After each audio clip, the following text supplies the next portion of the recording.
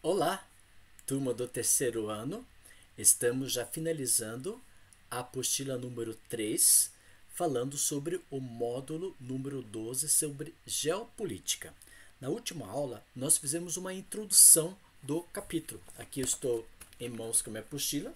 Então, na última aula, nós falamos sobre a geopolítica, referindo-se, por exemplo, ao contexto social, político, geoeconômico no mundo, relacionando sobre a geografia política, sobre a geopolítica. Falamos sobre o número 1, que o módulo 12 é dividido em 4 partes. Aí falamos sobre a primeira parte, a geopolítica mundial, a oposição norte e sul, que ocupou a página 18 e 19 da sua apostila. Na aula de hoje vamos falar ainda na aula passada falamos sobre a Guerra Fria, relacionada à página 19, e hoje, nessa aula, nós iremos falar com vocês sobre os conflitos que existem no mundo, na página número 19, 20, 21 e 22. E o quarto item é sobre geopolítica ambiental, que nós comentamos na aula passada, que foi na live. Então, repetindo, na última aula que nós tivemos segunda-feira na live, no dia 19 de outubro, foi comentado sobre a introdução da geopolítica. Falamos sobre o número 1, a geopolítica mundial, oposição norte e sul. Falamos sobre a Guerra Fria. E o número 4, sobre a questão de geopolítica ambiental. Nessa aula de hoje, nós vamos tirar um tempo um pouco longo, falando sobre os conflitos que existem no mundo atualmente e que ocorreram e que estão ocorrendo até no prezado momento, que vai na página 19, 20, 21 e 22. São vários movimentos que ocorreram no mundo e que nós vamos estudar com vocês nessa aula, finalizando assim a apostila número 3. Vamos pedir a presença de Jesus Cristo através de uma oração.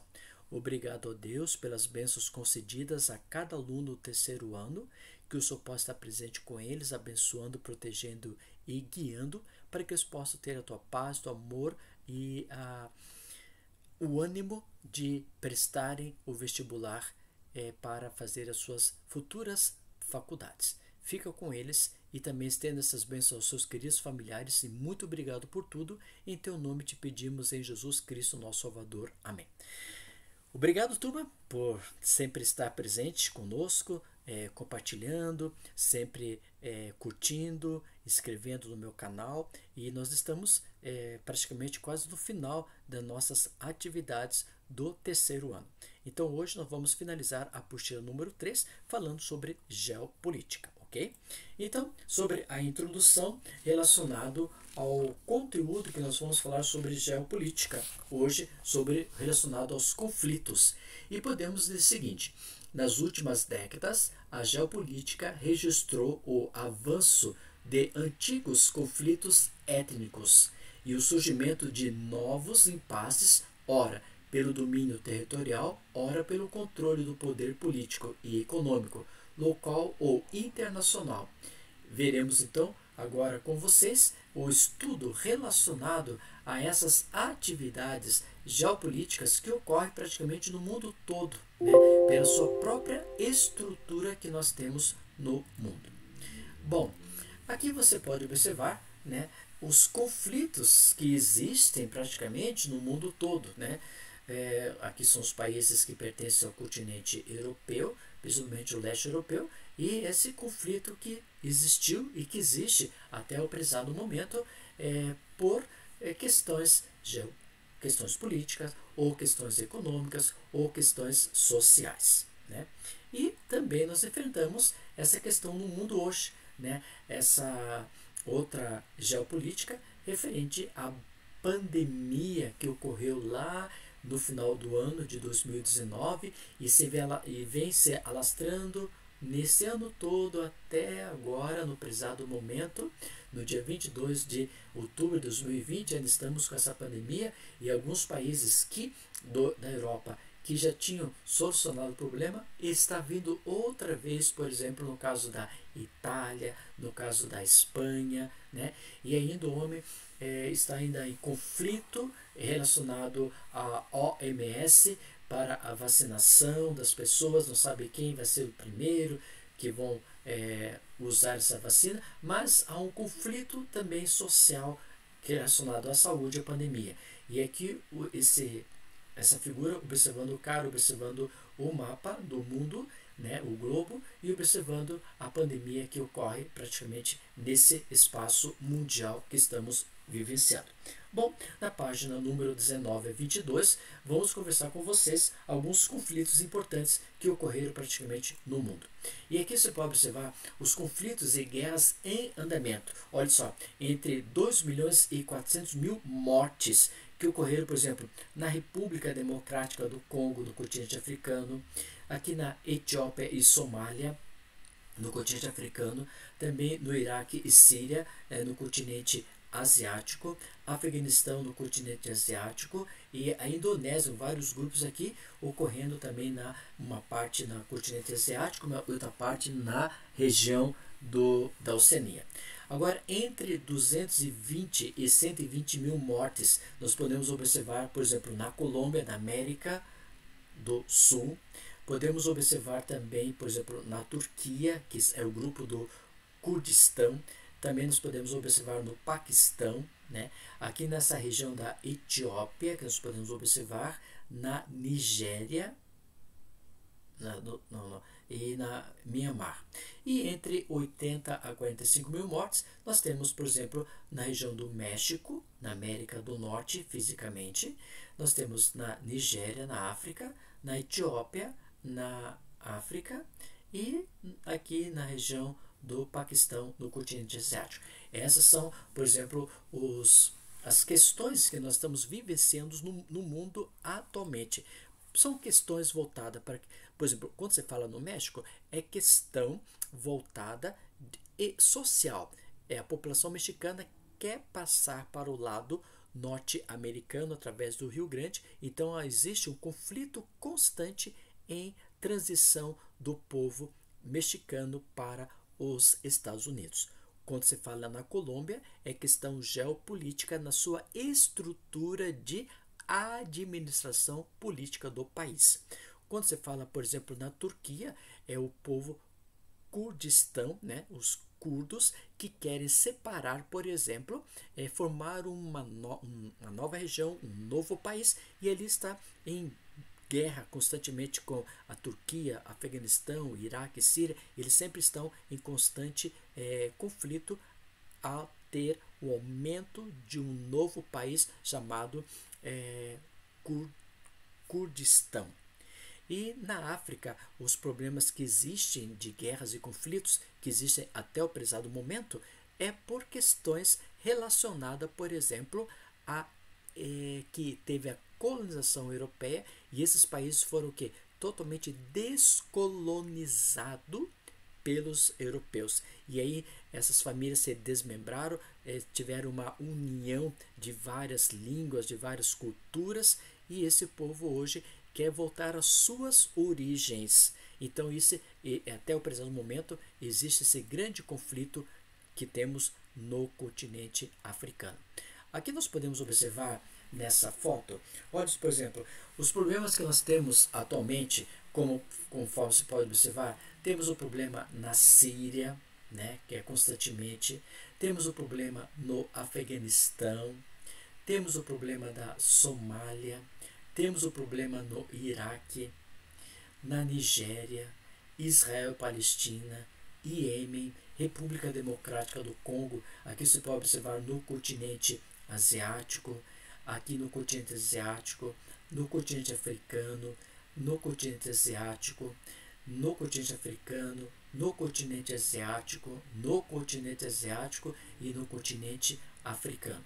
Aqui no Iraque e Iêmen são questões voltadas exclusivamente pela matéria-prima ou petróleo.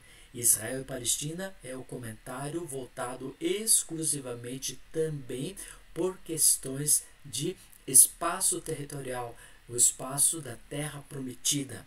A Síria pelo geopolítica, o tratamento do governo relacionado ao povo. Aqui nós podemos ver a estrutura do mundo que nós vivenciamos. Ó, crianças, né? Crianças envolvidas no aspecto de guerra, as mulheres também, né? Ou aqui as crianças passando necessidade, até bebendo água, as crianças sendo levadas para uma determinada localidade. Aqui podemos encontrar o grupo de soldados. Aqui os soldados levando essas crianças para uma determinada localidade e nem sabemos para onde vai, né? Aqui nós temos também, você pode observar um cidadão sendo cogitado por um soldado, e aqui por exemplo, uma criança sendo alimentada nesse conflito que existe nessa região. E aí nós temos o primeiro problema, que está na página número 19 e 20, relacionado a Israel e a Palestina. E aqui nos diz o seguinte: os conflitos religiosos, étnicos e territoriais. Ali, esse conflito religioso é o conflito que, primeiramente, nós podemos observar esse conflito religioso através do mundo judaico e através do mundo islâmico. Mas principalmente é o mundo judaico, no qual eles querem o quê? O seu próprio espaço territorial. Um dia Deus fala o seguinte: Abraão, sai dessa terra do Ur, dos caldeus, e vai para a terra prometida. E essa terra prometida, até o prezado momento, eles estão entre conflito entre Israel e a Palestina. E esse conflito, né, também podemos observar, é constante entre os judeus, o mundo judaico, e o mundo árabe, que é o mundo islâmico.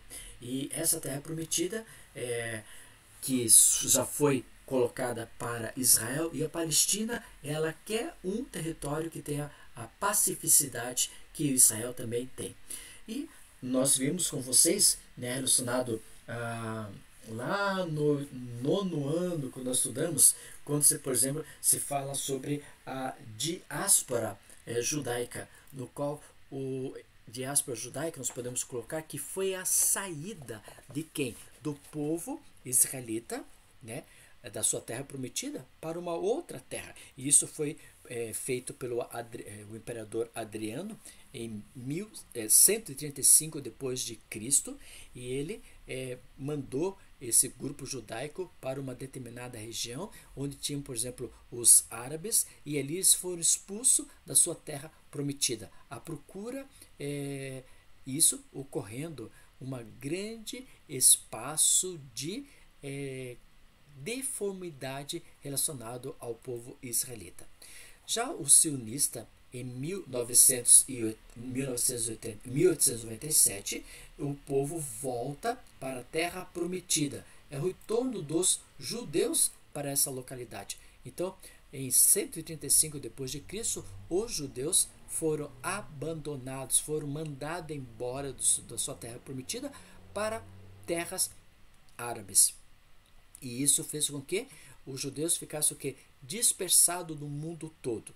Mas, em 1897, ocorre o que nós chamamos o sionismo, que é a volta dos judeus para a terra prometida. Mas também eles tiveram esse momento, que nós chamamos de momento de perseguição nazista, que foi principalmente no período das guerras que ocorreram, e muitos judeus ficaram praticamente voltados em campo de concentração. E no fim da Segunda Grande Guerra Mundial, a ONU aprovou a partilha da Palestina entre árabes e israelenses. E isso ocorre o quê? O início dos conflitos que, por enquanto, estava tudo totalmente solucionado, mas com esses conflitos entre árabes e os palestinos e israelenses, né, inicia esse conflito constantemente entre esses países, né? E com o apoio dos Estados Unidos, os israelenses derrotaram, por exemplo, quem? Os árabes. E com a derrota dos árabes, Israel já tem então propondo a sua terra prometida. Nesse mapa aqui nós podemos observar como era em 1946 a terra da Palestina, que você pode observar, né? Aqui nós temos o que está pintado em branco, é a terra dos judeus, e o que está pintado em verde é a terra dos palestinos. Já em 1947, um ano depois, né, nós tivemos, olha só, o aumento do espaço territorial dos judeus em relação aos palestinos. Em 1949 a 1967, nós tivemos um aumento bem maior comparado aos dois anteriores. E em 2005 nós temos o que? Praticamente essa terra é dos israelitas, que foi então aprovado pela própria ONU e pelos Estados Unidos, e alguns pontinhos em verdes que são regiões que são administradas ainda pelos antigos palestinos, né? E Palestina então quer essa região, os árabes querem essa região para eles, né? Aqui nós podemos observar de 1946 até 2013, um outro mapa que nós podemos observar, o aumento cada vez mais do espaço territorial dos israelitas. Aqui você pode observar nessa foto, né, o povo palestino não aceitando esse comando dos Estados Unidos nessas terras e colocando fogo praticamente nas bandeiras norte-americanas por não aceitar o espaço territorial entre os israelitas, conforme nós vimos no mapa anterior, o aumento. Aqui você pode observar esse muro que foi construído lá em Jerusalém. Esse muro que está construído em Jerusalém, essa parte que você pode observar aqui, estou passando o mouse, é Israel. E aqui dentro é o que nós chamamos a Palestina. Então você vê, ó, o muro ele vem aqui assim, estou passando a seta, ele vai indo por aqui assim, ó, faz aqui, faz a volta por aqui, ó, passando por aqui assim, né? E olha, vai fazendo esse espaço aqui, ó. Então nessa área que estou passando o mouse agora é a área do mundo palestino e aqui é o mundo do Israel, né? Mas ali você vê, por que eu coloquei essa foto, essa gravura? Aqui mostra o seguinte, que entre o povo adolescente e juvenil, por exemplo, você pode ver dois rapazes, né? Aqui você vê o rapaz, por exemplo, o mundo judaico e aqui o mundo palestino, um árabe e um judeu. Mas eles, na própria escola, eles estão o quê? Unidos, conversando, estudando, né? Aprendendo a ser alguém futuramente. Mas quando parece que a ironia do destino, né? Quando chega no ser adulto, eles começam a provocar esses conflitos, essas guerras que nós podemos observar nesse contexto. Já na página 20, nós temos o conflito pérsico, né? Esse conflito pérsico envolvendo alguns países, tais como, quais são os países que vão estar envolvidos nessa estrutura? São países como o Irã, o Iraque e o Kuwait. Todos esses três estão envolvidos por questões de matéria-prima, que é o petróleo. E, logicamente, que os Estados Unidos também entrou nesse espaço para trabalhar para que o Kuwait tivesse o seu espaço de matéria-prima relacionado ao petróleo. Então, há um grande conflito nessa região. E vamos ver alguns pontos importantes do Golfo Pérsico, né? Principalmente voltado à matéria-prima, o petróleo, que é o problema que ocorre nessa região.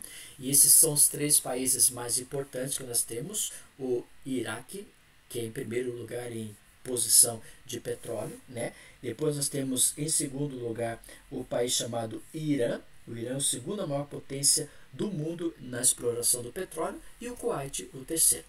Em agosto de 1990, alegando a extração excessiva de petróleo, em contrapartida, prejuízo na economia. Então, o que quer dizer é o seguinte, o mundo foi influenciado por essa guerra do Irã, do Iraque e Kuwait. Principalmente o Iraque sendo o primeiro lugar do mundo em exploração e extração de petróleo e enviando petróleo para o mundo todo, o segundo lugar, Irã. Só que o Iraque queria pegar essa porção desse território do Kuwait também para o petróleo. E em agosto de 1990, então teve esse desgaste muito grande no Golfo Pérsico, envolvendo esses três países relacionado à questão econômica, o petróleo. Logicamente que os Estados Unidos foi interferir nessa guerra, né? E os Estados Unidos interferiu e recuperou o território do Kuwait, dando a sua própria independência. Lógico, o Iraque detonou várias regiões do Kuwait, né, através de incêndio, e em janeiro de 1991, os Estados Unidos realizou um ataque aéreo destruindo também algumas áreas do Iraque. Logicamente, né, que Saddam Hussein, ele dando toda essa questão de trabalho, né, já que não gostou da ideia, por exemplo, do Estados Unidos ter invadido o seu espaço do petróleo, né, e que já que eles queriam pegar o Kuwait, o que aconteceu? Saddam Hussein, ele lutou muito para, por exemplo, a destruição dos Estados Unidos, né, fazendo, por exemplo, regiões que chegam nos Estados Unidos, como a localidade voltada para o World Trade Center, que nós podemos observar que ocorreu, né, esse ataque dia 11 de setembro de 2001, né, e isso provocou uma grande destruição praticamente para os norte-americanos, invadindo, por exemplo, derrubando os prédios gêmeos, né, da economia mundial, invadido, por exemplo, o Pentágono norte-americano em Washington e algumas áreas públicas e áreas sociais. Mas, logicamente, em 2006, os Estados Unidos conseguiu detonar e alcançou Saddam Hussein, e Saddam Hussein foi preso, julgado e enforcado. E com isso nós podemos observar nesse mapa, aqui nós temos a porção do Iraque, aqui nós temos a porção do Irã e nós temos a porção do Kuwait. E nós podemos observar, no caso então, que o Irã ele é o segundo maior produtor explorador de petróleo do mundo. O primeiro lugar é o Iraque e a outra parte o Kuwait. Só esse pedacinho que nós podemos observar, essa parte que o Iraque queria pegar, esse pedacinho aqui, né? Só esse pedaço. Mas os Estados Unidos lutou e aí, como consequência disso, hoje nós temos 3 países grandes produtores de petróleo do mundo: o Iraque, o Irã e o Kuwait, né? Aqui você pode observar as figuras voltadas para esse manejo de guerra entre os países árabes, como Irã e Kuwait, e o povo norte-americano. E algumas explosões que ocorreram, né, praticando esse final dessa guerra. Bom, aí nós temos um outro grupo, né, chamado de Kurdistão. O que eles estão fazendo? O que está ocorrendo nessa região? Que vamos ver com vocês lá na página número 20. Então, o Kurdistão, eles são um grupo de formação que eles querem, por exemplo, invadir algumas regiões do mundo, como Iraque, Turquia e Síria. Por que querem invadir esse espaço? Porque no Iraque tem grande quantidade de petróleo. Na Turquia e na Síria são regiões que temos, por exemplo, muita matéria-prima, que é a água. Então, esses elementos fazem com que o Kurdistão quer uma região que seja rica economicamente e rica também fisicamente. Então, nós temos quase 12 milhões de curdos à procura, por exemplo, de uma nova região, formar um novo país. Em 1960, teve uma criação de um território autônomo. Este território autônomo, por exemplo, para que tivesse o Kurdistão um local de espaço para sua própria vivência. Isso em 60, mas até o presente momento eles não têm um espaço territorial formado para eles. Aí eles lutam com o espaço que nós chamamos de PKK. Esse PKK é um grupo que nós temos lá no Kurdistão, que eles são voltados exclusivamente para quê? É um povo que luta para a sua própria hegemonia, para formar o quê? O seu espaço separatista, né? E esse PKK, eles lutam muito para que eles consigam formar um grupo exclusivamente deles. E esse PKK nós chamamos Partido dos Trabalhadores do Kurdistão, PKK. E esse partido tornou-se um grupo terrorista, pois pratica atentados nas maiores cidades da Turquia, procurando chamar a atenção do governo turco e do mundo para que eles possam ter, por exemplo, o seu espaço territorial. Então, a luta é muito forte. E lá na Turquia, infelizmente, eles estão lá com esse grupo do PKK, né, do Grupo dos Trabalhadores do Kurdistão, para invadir e pegar essa região que foi citada como a parte do Iraque e a parte da Turquia e da Síria. E esse conflito levou muita gente a morrer, né? Aqui você pode observar nesse mapa que aqui nós temos a Turquia, nós temos aqui a Armênia, temos a Síria, temos o Iraque e Irã. Então, o Kurdistão ele foi pegando uma determinadas áreas e nessas áreas eles estão voltados principalmente para a matéria-prima. Como já foi citada a matéria-prima, o petróleo e água. Então, eles estão pegando um pedacinho de cada espaço territorial, por exemplo, conforme mostrando no mapa para vocês, conforme, por exemplo, a Turquia, né, a Síria e o Iraque, e nesse espaço então eles querem formar o grupo do país chamado Kurdistão. E aqui você pode observar a luta que eles estão fazendo grandemente para que tenha seu espaço de separação desses países, formando um novo grupo de país. Já no Oriente Médio e no Norte da África, na página número 20 da sua apostila, nós podemos observar o seguinte, que nós tivemos a Primavera Árabe. E essa Primavera Árabe que ocorreu principalmente começando no continente africano, na parte norte, e foi indo até chegar à parte asiática. E esse conflito é o quê? Tirar os ditadores militares do poder social, administrativo, econômico e político do país e pudesse ter o povo liberdade de expressão.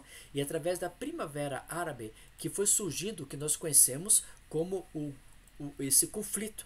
E a população cobrou mudança no sistema autoritário e corruptos, porque tinha muitos que estavam no espaço governamental, só que era o quê?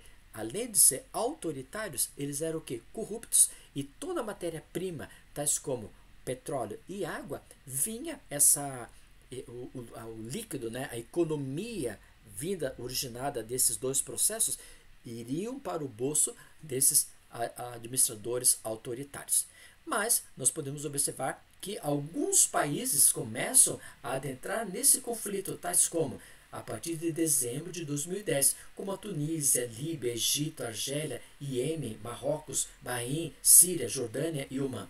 Todos os países que eu citei aqui são países que estavam envolvidos nas questões de autoritarismo, né, de corrupção do governo, e o povo não tendo liberdade de expressão nem para estudar, nem para ter sua profissão, nem para o seu próprio trabalho, né? E também o conflito envolvendo a matéria-prima, o petróleo e a água, o líquido. Então, esse foi um conflito muito forte que nós tivemos a partir de dezembro de 2010 e envolvendo esses países logo após o início da Primavera Árabe. Logicamente que alguns lugares esse poder foi derrubado, né? Alguns países aceitaram que eles estavam vivendo no sistema autoritário e teve a introdução da democracia em algumas áreas desses países. Mas tem países, por exemplo, que até hoje, no caso podemos citar a Síria, que eles vivem, a maior parte da população, em campo de concentração, sendo protegidos pela própria ONU, por causa que ainda não saiu o governo autoritário dessa própria região, né? Isso é muito difícil, a luta que eles ocorrem no prezado momento. A crise ainda assola a região, pois grupos extremistas se fortaleceram na luta do poder, logicamente, né? E a Síria, principalmente a Síria, ele está tendo esse grupo que nós chamamos o Estado Califado, né? E o que seria esse Estado Califado, né? O Estado Califado é um sistema do governo islâmico que surgiu após a morte de Maomé. E alguns afirmam que existiu até o início do século XX. E esse Estado Califado, eles pegaram praticamente todo o norte do continente africano, pegaram regiões lá da Turquia, regiões asiáticas, e formando um estado chamado Islâmico Xiita. Então esse é um grupo muito forte, muito poderoso que nós temos nessa região. E isso forma o que a Síria até hoje ela não tem essa liberdade. Muitos sírios estão vivendo em campos de concentração. Aqui se pode observar nesse mapa tais como, olha, governo derrubado na Tunísia, a Líbia Egito e Iêmen, que eram países autoritários, no caso do próprio governo administrativo, eles já conseguiram terminar com esse espaço político, dando uma formação de administração de liberdade para o povo. Aqui, desordem civil sustentada em mudanças governamentais, como por exemplo ocorreu, nós podemos observar isso aqui no mapa, aqui mais ou menos aqui na Tunísia, que vai ter esse espaço aqui. Depois protestos e mudanças governamentais como Marrocos, Jordânia, Kuwait, Omã, né? Muitos protestos, por exemplo, na Argélia e no Iraque, protestos menores como Sáhara Ocidental, Mauritânia e Sudão e Arábia Saudita, e protestos fora do mundo árabe, que são alguns outros países, como países do norte do continente africano. E aqui você pode observar esse grupo de formadores, né? Por exemplo, aí você pode observar na Tunísia, né? Lá em dezembro de 2010, na Síria, né? Bashar al-Assad, Iêmen, Egito, Líbia e Bahrein são os lugares onde tinha seu governo bem autoritário. E esse autoritarismo fez com que o povo tivesse protestos para que tivesse o que? Liberdade de expressão no mundo que nós chamamos a Primavera Árabe, envolvendo o norte do continente africano, a Península Arábica, né? E aqui você pode observar também outra foto, né?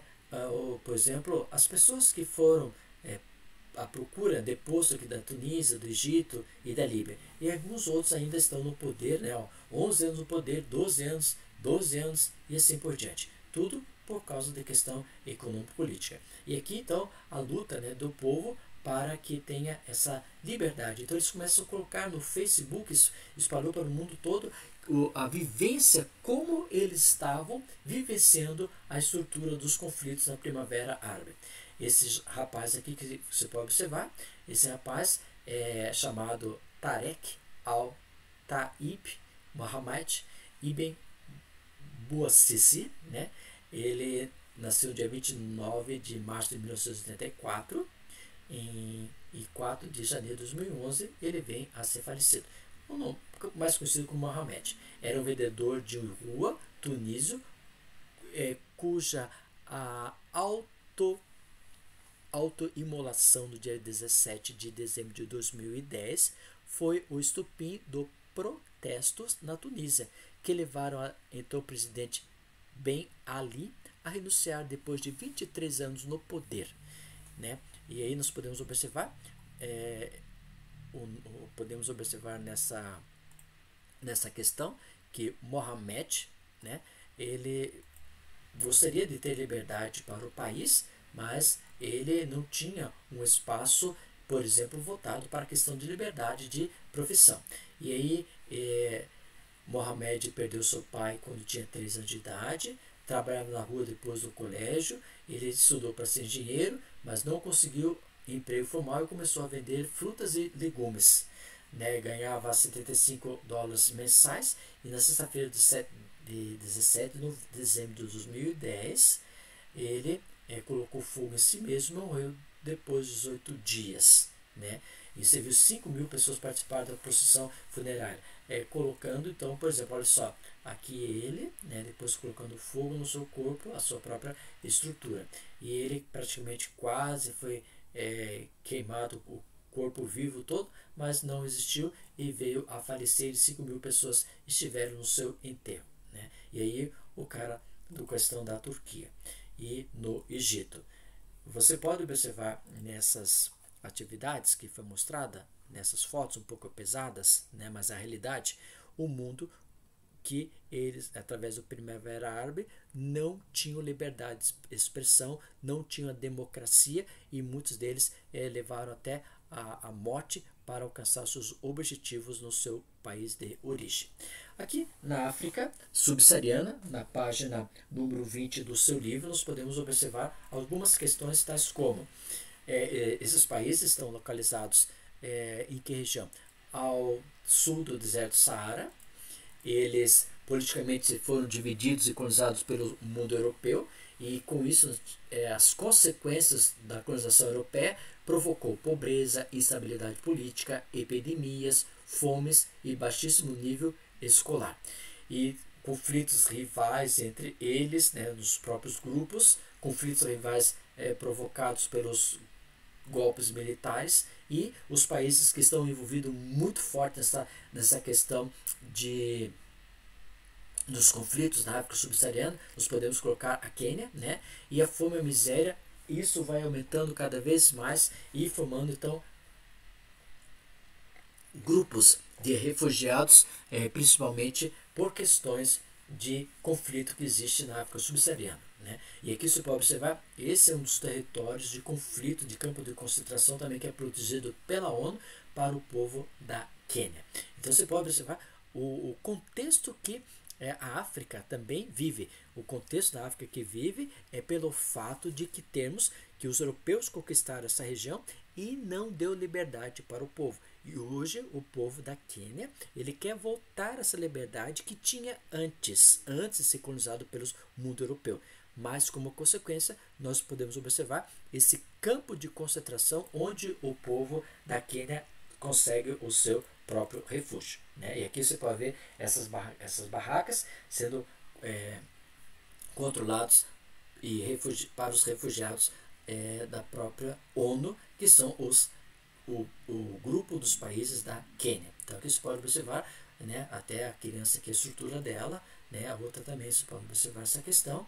E também aqui você observa que eles não conseguem sair desses lugares, né, porque eles ali estão concentrados.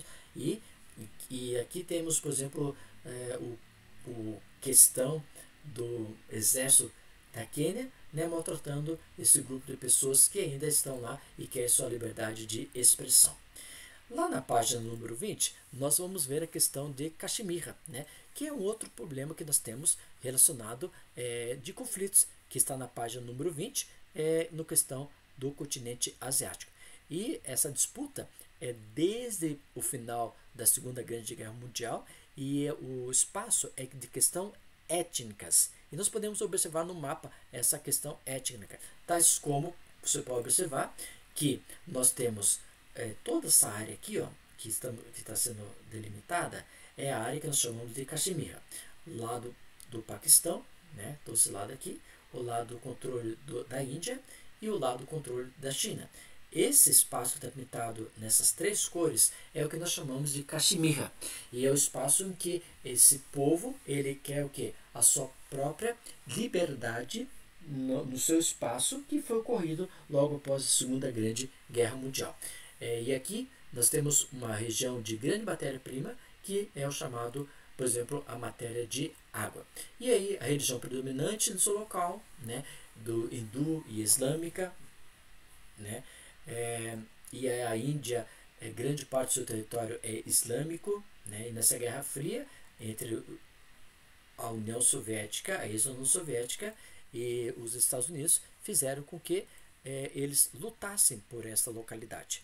E logicamente que eles desenvolveram, né, armas nucleares, e a guerra ela fez com que o povo de Caxemira ainda não tenha a sua liberdade de ter um próprio país.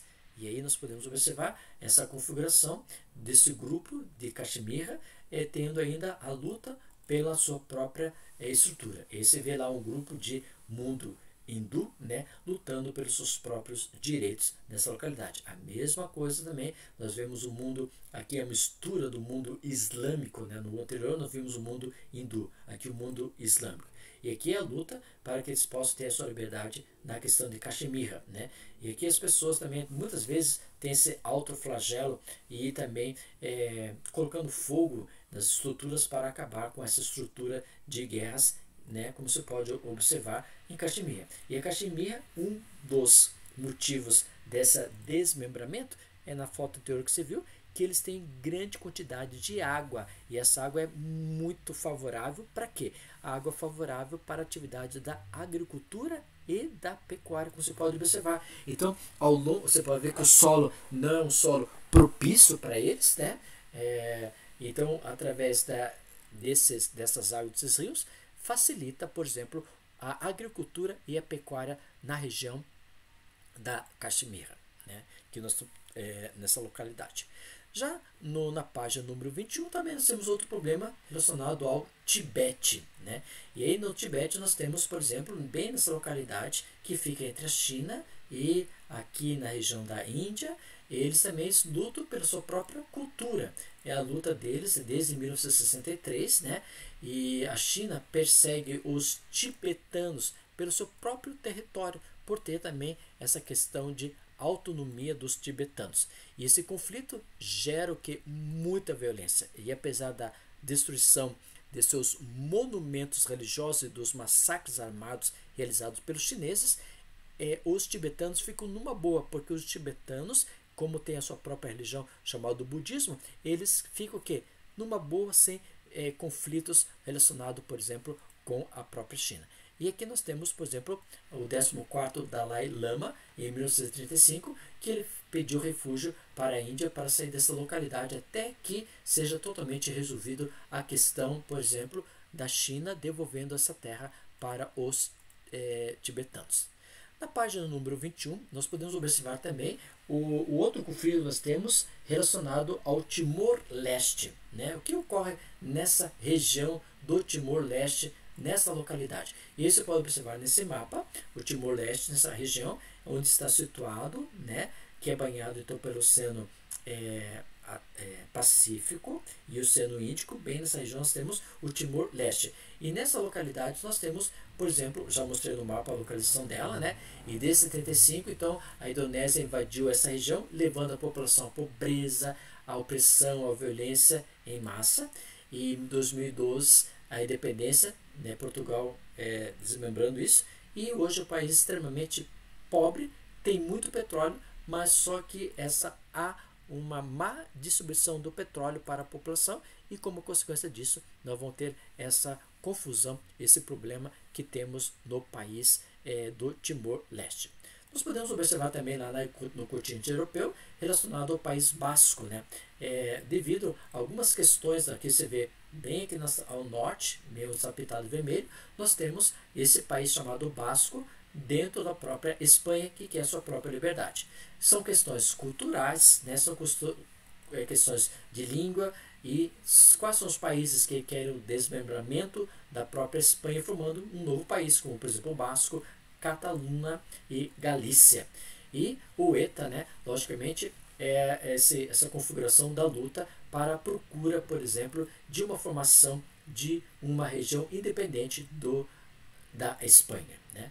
Como o Reino Unido, já comentei na aula anterior com vocês sobre o desmembramento do mesmo, né? Que o Reino Unido é formado pela Inglaterra, a Grã-Bretanha e o Reino Unido, essa composição que você pode observar nesse mapa aqui. Aí a Inglaterra é monarquia, o País de Gales é uma monarquia, a Escócia é essa luta de matéria-prima do petróleo imposto pelo Reino Unido, né? E a Irlanda do Norte é por questão do próprio catolicismo e versus anglicano.